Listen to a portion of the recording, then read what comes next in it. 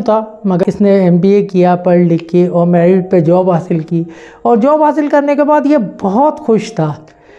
اس کی اپنی خالہ کی لڑکی کے ساتھ منگنی ہو چکی ہے اور دونوں بہت ہنسی خوشی رہتے تھے، اور اکثر بس بالکل شادی کی تیاری تھی، شادی چند مہینے بعد شادی تھی، اس سے پہلے اس نے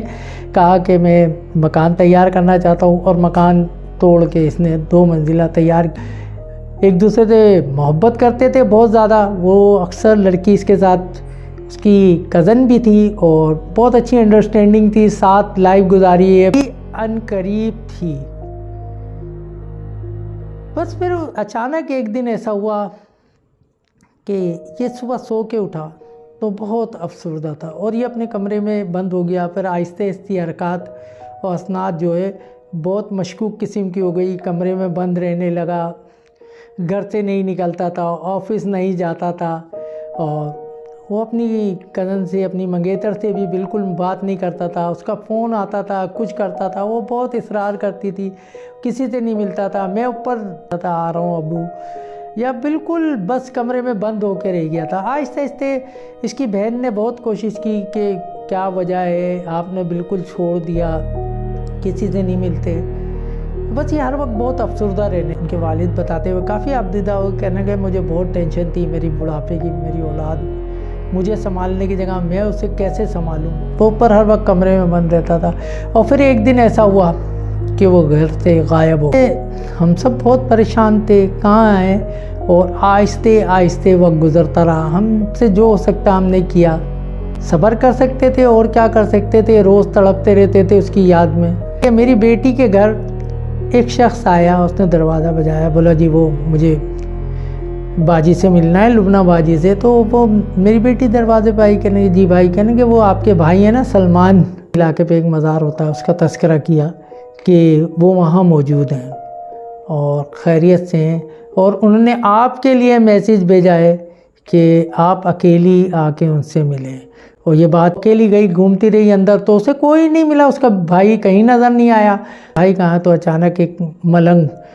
اچھی خاصی داڑھی بال تھوڑے سے بڑھائے ہوئے اس نے، اور وہ اجاڑ شخصیت اور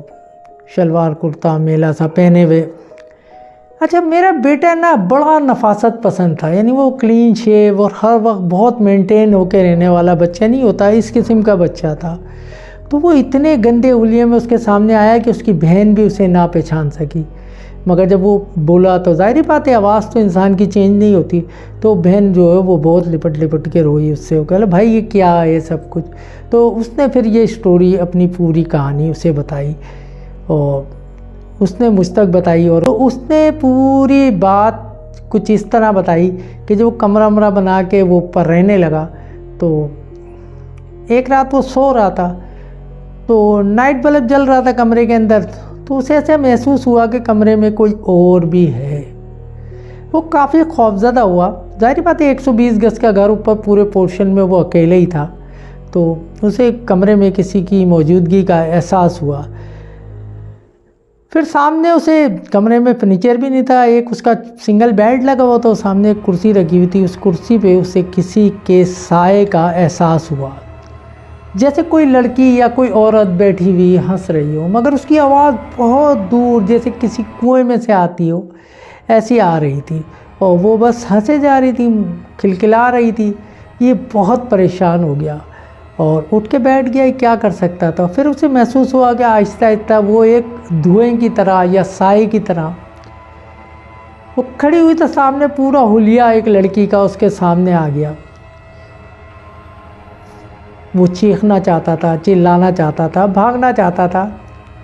مگر وہ لڑکی اس سے مخاطب ہوئی، آواز اس کی بہت دور سے محسوس ہو رہی تھی، باریک، مگر وہ واضح آواز میں بولی کہ گھبرانے کی ضرورت نہیں ہے، اور میں آپ کی دوست ہوں، اور بس آپ مجھے پسند آ گئے ہیں، اور میں نے یہ کمرہ آباد کر لیا ہے، اور آپ بھی اسی کمرے میں رہتے ہیں۔ تو وہ کمرے سے نکل کے بھاگنا چاہا، مگر اس نے اسے روک دیا، لڑکی کی یہ آواز نے اسے روک دیا۔ خیر، وہ آہستہ آہستہ اس کے اعصاب پہ سوار ہو گئی، اور اسے ہر وقت ایسے محسوس ہوتا ہے جیسے اس کے پیٹھ کے پیچھے وہ کھڑی ہے یا بیٹھی ہے، اور مسلسل اس سے باتیں کرتی تھی، اور پہلے تو یہ ظاہری بات ہے پڑھا لکھا لڑکا تھا، کبھی کسی سختی نہیں جھیل سکا، اور وہ اس نے اس کو اذیت دینا بھی شروع کر دی۔ وہ انتہائی جو ہے جب اگر اس کا ہاتھ پکڑ لیتی یا کچھ کر لیتی، وہ ایک دھوئیں کی مافک تھی، فزیکلی تو کچھ بھی نہیں تھا، بس ایک سایہ تھا، ایک دھواں تھا جو اسے پکڑتا، مگر وہ بہت آگ کی طرح گرم آگ اٹھتی جیسے شعلہ ہو،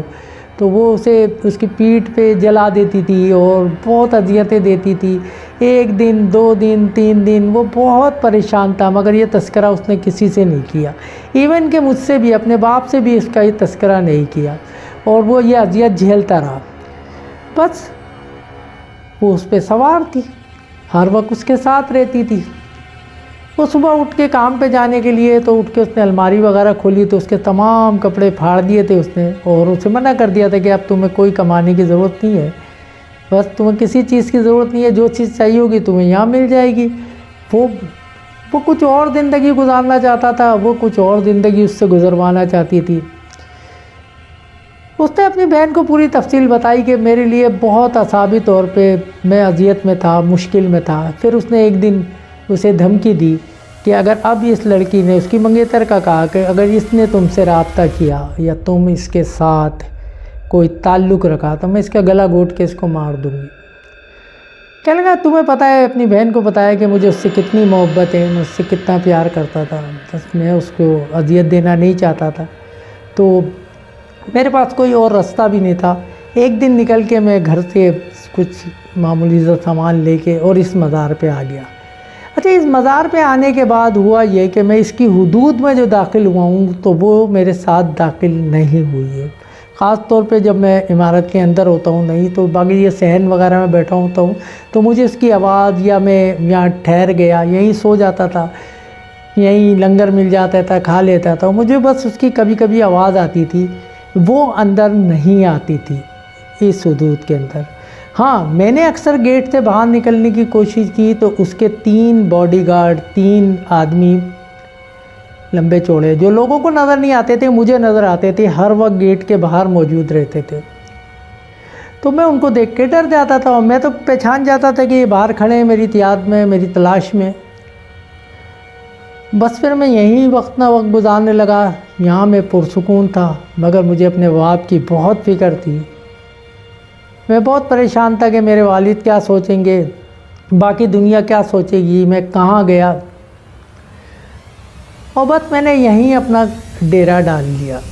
یہ ملنگوں والی زندگی تھی، یہی میں نے بھی اپنا لی، یہیں کھاتا یہیں سوتا، ٹوٹل لائف یہ تھی، مگر بہت پرسکون لائف ہو گئی تھی بنسبت اس کے اگر میں باہر نکلتا۔ 1-2 دفعہ میں نے نکلنے کی کوشش بھی کی، مگر ممکن نہیں تھا۔ وہ تینوں جو اس کے باڈی گارڈ تھے میرے پیچھے تھے، اور میں ان سے نہیں ٹکرا سکتا تھا، تو بس اسی میں رہتا تھا۔ آج بہت دل چاہا، اس لیے تجھے بہن بلایا ہے اور تجھے ساری تفصیل بتا دی ہے، اب تو کسی طرح بابا کو سنبھال، زندگی کو بھول جاؤ، میں اب بہت، میرے لیے یہی آسان ہے کہ میں یہاں زندگی گزاروں اپنی بقایا، تاکہ میں زندہ تو رہ سکوں۔ کہنے لگے، پھر میری بیٹی نے ایک دن بہت مجبور کرنے پہ مجھے پوری سٹوری بتائی کہ بھائی اس وجہ سے وہاں پڑے ہوئے۔ میں نے جا کے کوشش بھی کی، مجھے دیکھ کے وہ چھپ گیا، میرے سامنے نہیں آیا، مگر میں واپس آ گیا، رکعت میں نے یہیں کر دیا۔ اب یہاں ہر وقت رہتا ہوں اور اس کے حق میں دعا کرتا ہوں کہ اللہ اس کے لیے آسانی کرے۔ امید ہے اگر کسی دن وہ آزاد ہو گیا تو ضرور آئے گا، اور نہیں، اب مجھے بھی صبر آ گیا ہے، اپنی جوان اولاد کو یہ صبر ہے کہ زندہ تو ہے، چاہے کہیں بھی ہو۔ اس طرح کر کے آج تمہیں ساری کہانی سنا دی ہے۔ اس کی نوکری بھی گئی، اس کی منگیتر کی کہیں شادی بھی ہو گئی، وقت بھی گزر گیا، میرے بھی جانے کا وقت قریب ہے،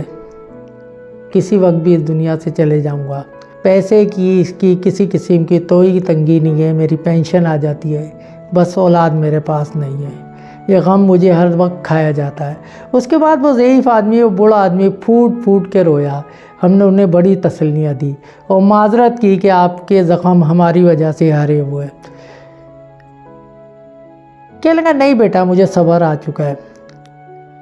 اللہ اس کی حفاظت کرے۔ ہم اجازت لے کے وہاں سے رخصت ہوئے